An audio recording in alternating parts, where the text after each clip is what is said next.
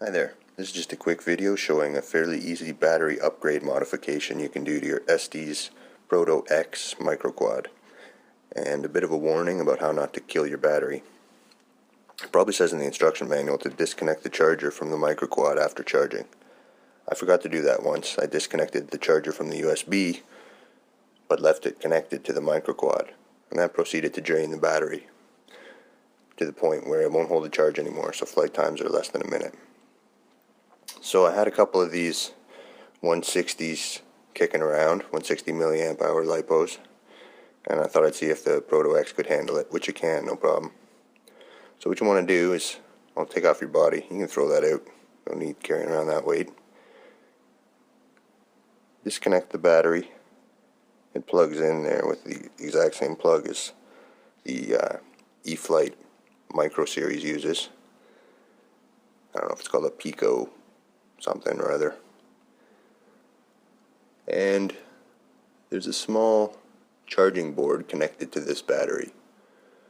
Or actually it's a small board. I'm assuming it has something to do with charging. So not knowing, I transferred that as well. It'd be nice if you could just plug it straight in, but I don't know, there's a couple chips on there. Didn't want to make assumptions and kill the battery. So, disconnected the old one, and you can see under the captain tape there, hopefully, that there's a little tiny board with a little bit of stuff on it. So I just used the existing board and wired that right to the Turnigy 160 battery. And I stuck it on there with a little magic dot, I think it's called, some Dollarama, dollar store adhesive dot, which is a little bit rubbery. You can see it moves around there, maybe a little bit too rubbery. You could probably just use double-sided foam tape. Nonetheless, it works fine. All I had to do was take a heat gun, you could probably use a hairdryer, to this top part, which loosens the hot glue which holds this plastic cap on. It's just sitting right here. You can see a little bit of the residue. And under there, exact same as this, there's a couple tabs. This one's a little mangled, it looks like, but it was a very easy solder job, very easy and quick.